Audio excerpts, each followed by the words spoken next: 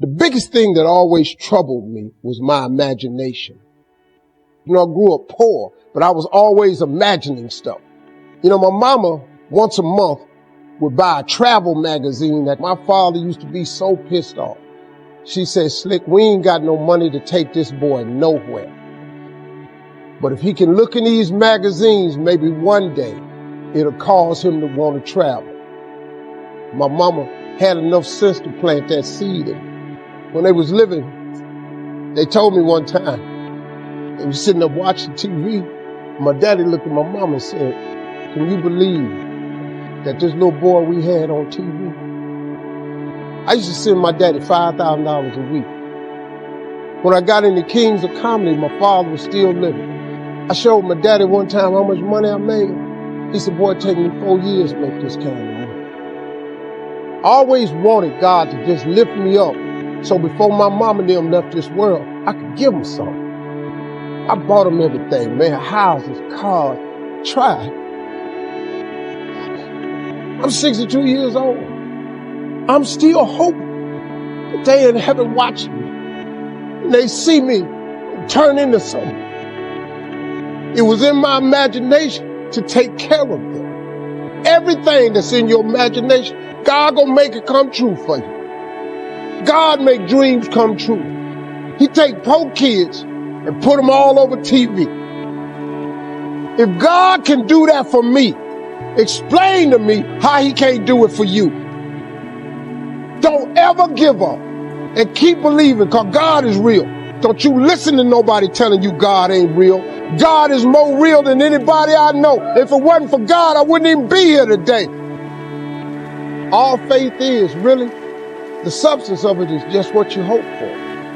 It's just real hard hoping. You remember when you was little and you said, I hope I get a bike for Christmas? And you went out there one year and the bike was under the tree? At one point in time, the older you get, this got to start clicking in. That if you hope hard enough, one day you ought to get smart and turn all that hoping into belief. Face it, a belief in things that you cannot see. When you ain't see no way you was gonna get that bike, he got you one, didn't he? That's because God was turning your hopes into faith.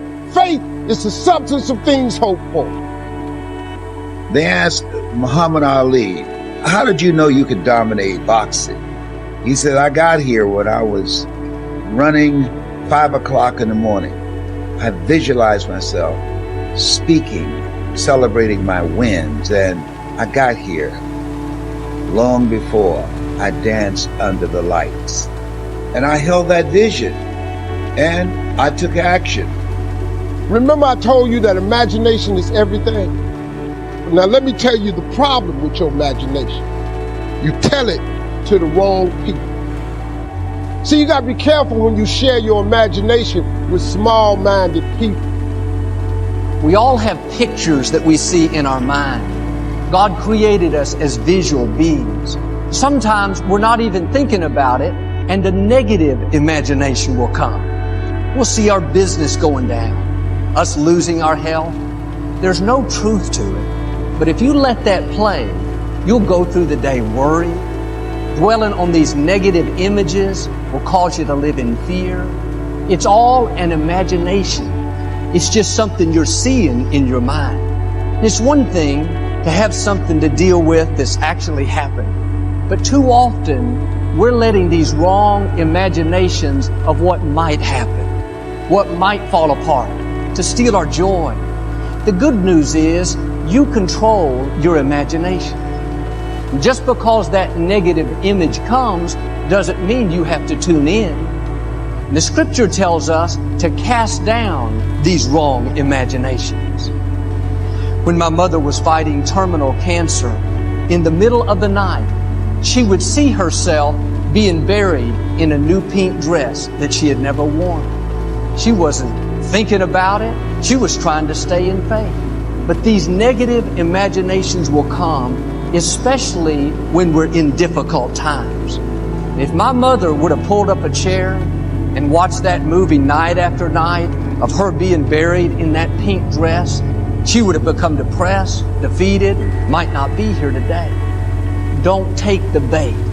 That is not predicting your future. That is a wrong imagination that you need to cast down. Quit losing sleep over something that's just in your mind. Don't fall into that trap. Guard your mind. I talked to a man that was very concerned about his health. All through his 30s and 40s, he was so stressed, so fearful. He saw himself going downhill. When he made it to his 47th birthday, he was so happy. He made it past his father's. He was still strong and healthy. Thoughts said, don't get too happy. Those images kept coming. Him going downhill, him losing his health. But he made it past 51. He was 93 years old. Looked like he was 70. Strong, healthy, joyful. He said, Joel, if I had it to do over again, I wouldn't have lived all those years worried, afraid that my health wasn't going to last. Are you going to look back years from now and have to say, if I could do it over again, I wouldn't spend all that time discouraged over what I thought was going to happen? Some of the things the enemy is showing you, it looks very real, but it's all made up. It is not going to happen. Quit believing those lies. Instead of watching that picture of you struggling, business going down, cast down that imagination. Start seeing yourself prosperous, coming out of debt, having an abundance so you can be a blessing to others. Use your imagination for the right purposes to see what God says about you. Start seeing yourself strong, living a full, blessed life. Or maybe you've gone through a disappointment. Life hasn't turned out the way you had planned. Those images will come up. But God says He will give you beauty for those ashes. That He will take what was meant for your harm and use it for advantage. See, the enemy will show you the ashes. What he won't show you is the beauty that's coming. He'll show you that it's all downhill from here. What he won't show you is the double that's coming. Now do your part. Protect your imagination. When those images come that show you going downhill, they are not from God and they are not a reality. The mistake many people make is they only watch one channel. You need to get cable in your mind. When I'm watching something I don't like, I don't sit there and endure it. I simply change the channel. I'm smart enough to say, no thanks, I'm not watching that channel. I don't watch the things are going downhill channel. I stay on the victory channel, the more than enough channel, the overcoming channel. In your mind, quit watching things that are depressing you, causing you to live in fear, not pursue your dreams. You control what plays in your mind. There was a young lady that came down for prayer. She and her husband wanted to have a baby. She'd gone through all the fertility treatments. She said, Joel, I've been worried since I was in my early teens that I wouldn't be able to have a baby. Other family members have struggled with infertility. I always knew this was going to happen to me. Many times, the enemy doesn't have to put negative images in our mind. We're creating them with our own thoughts. Cast down that imagination. She switched off that station of all of her relatives, disappointed. She started seeing her and her husband playing with this baby. 3 years later, she came back with a beautiful baby girl. Medically speaking, she wasn't supposed to have a child, but God has the final say. Are negative pictures keeping you from your dreams? The scripture tells us in Timothy to have a disciplined mind. Your mind will naturally gravitate toward the negative. Don't be surprised if in your imagination you start seeing the creditors coming. You see the doors closing. If you're not disciplined, you'll go around worried, stressed out. Change the channel. You can create new pictures in your mind. Be disciplined in your thought life. When you're watching negative imaginations, that's taking your strength, making you weaker. If you'll use your imagination the right way, it will help you stay hopeful and to believe that God can turn it around. Einstein's most famous quote, one of his most famous observations, he said, imagination is more important than knowledge. Knowledge is limited. Imagination encircles the world. Imagination is everything. It's a preview to life's coming attractions. Everything you've ever imagined is real. The imagination is always manufacturing scenarios, both good and bad, and the ego tries to keep you trapped in the multiplex of the mind. Our eyes are not viewers, they are also projectors that are running a second story over the picture that we see in front of us all the time. Fantasy is not nothing. It is, of course, not a tangible object, but it is a fact nevertheless.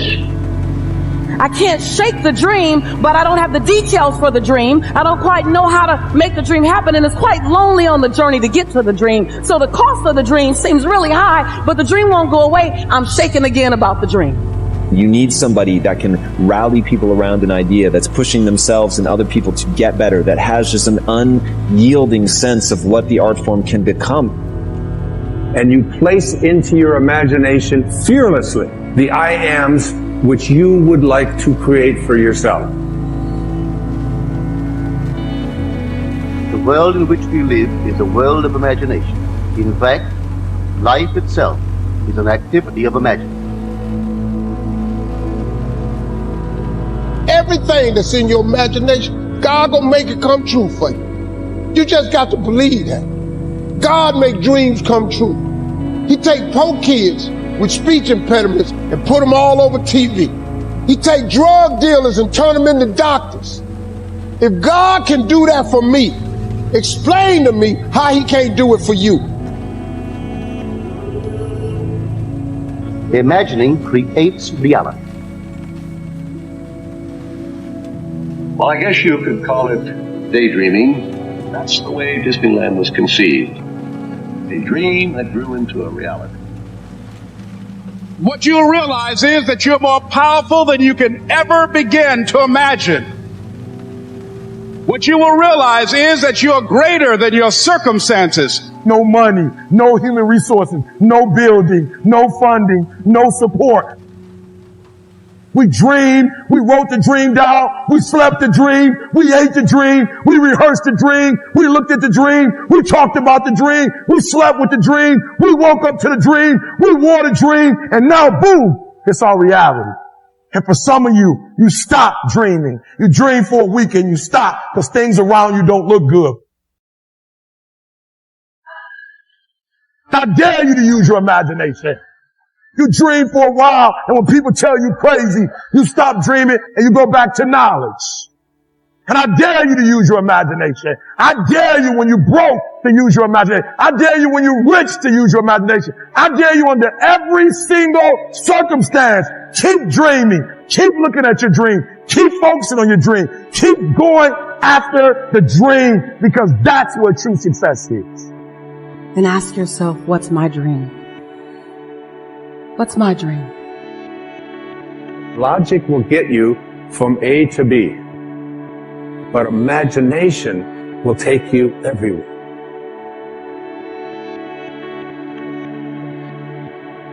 Take control of the morning so you take control of your day.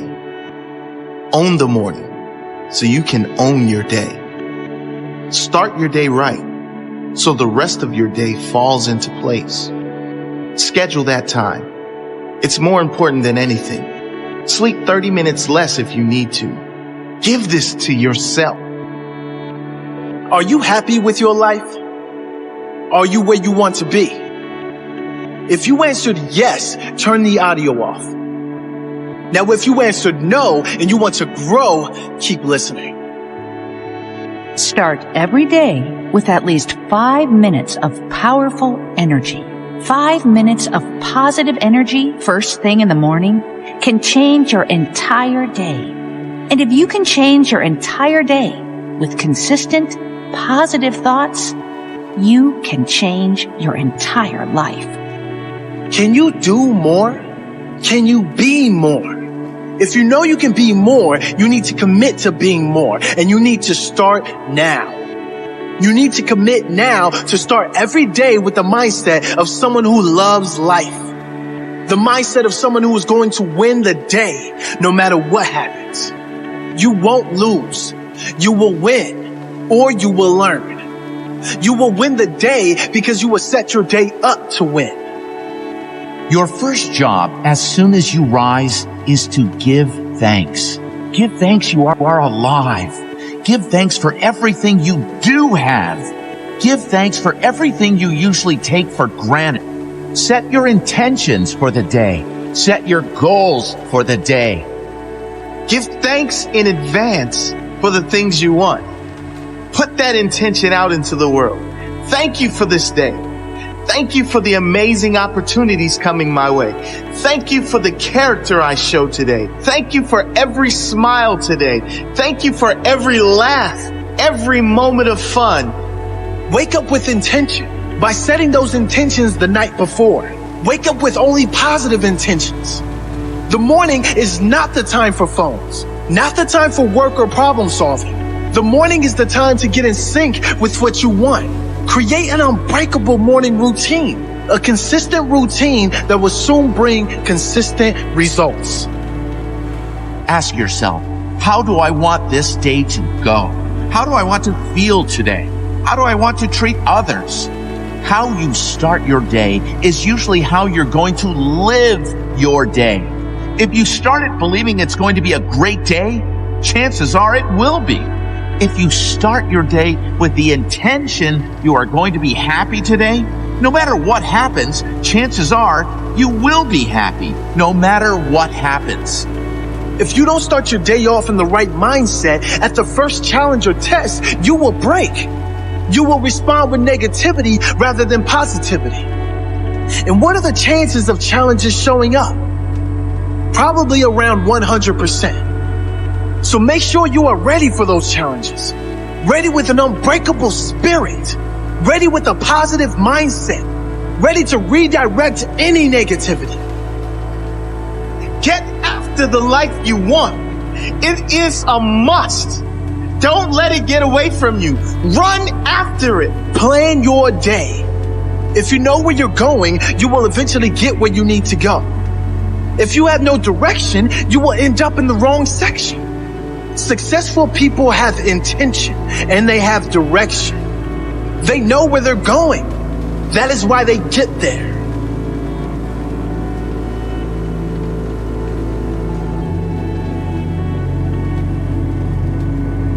I'm motivated by fear. Fear of what?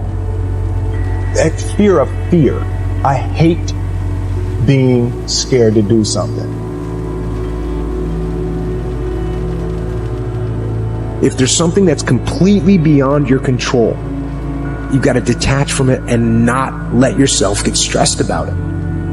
You have to be willing to play between your brain and your soul. And on some days, you got to just listen to your soul. We're not discouraged or devastated by what's going on because we've always come from the struggle. We are acquainted with sorrow. We are acquainted with grief, but we rise. Don't judge your circumstances and the possibilities for your future based upon what you have now and because of what's going on now. No. What you're going through, if you're going through some hard times, it has not come to stay. It has come to pass. The only real power we have in the world is choosing our response. Your life is your life, and you have the right to live it the best way you can. I blame no one. I look in the mirror. On the other side of it, what an opportunity we have, because tomorrow's the first day of the rest of our lives. Together we rise. You want that degree? Keep running. You want that high school diploma? Keep running. You want to save your mom off the projects? Keep running. You want a beautiful life? Keep running. The hour is now for game changers to emerge. Stop stressing about the things that you cannot control and start focusing on the things that you have control of. Take control of your life. Take control of the opportunities. Believe in yourself. I'm going to fight. I'm going to work. I'm going to learn. Every single day, I'm going to do everything in my power to become a victor and not a victim.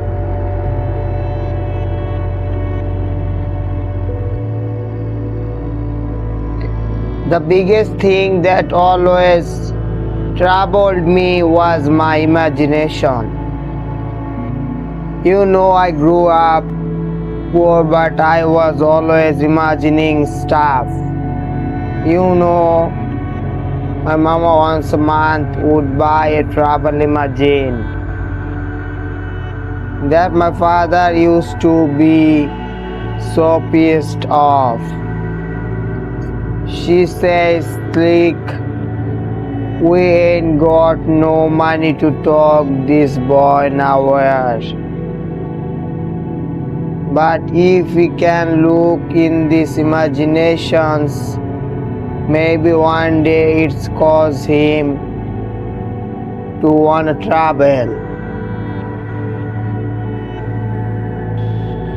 My mama had enough sense to plant that seed in me. When they was leaving, they told me one time they were sitting there watching TV. My daddy looked at my mama and said, "Can you believe that this little boy we had on TV?" I used to say to my daddy, $5,000 a week. When I got in the Kings of Comedy, my father was still living. I showed my daddy one time how much money I made. Take me 4 years to make this kind of money. Always wanted God to just lift me up. So before my mom and them left this world. The biggest thing that always troubled me was in immigrations. You know, I grew up poor, but I will always immigrate stuff. You know, my mama owns a mother was by a travel magazine that my father used to be so pissed off. She's saying we ain't got no money to take this boy, nor here. But it can look in those magazines. Maybe one day it caused him to wanna traveler. My mama had enough sense to plant that seed in me when they told me on time. They was sitting there watching TV. My daddy looked at my mama and sighed, "Can you believe that this little boy we had on TV?" I used to send my daddy $5,000 a week. When I get in the King of Comedy, my father was still living. I showed my daddy on time how much money I made. Take me 4 years to make this kind of money. always wants God to just lift me up.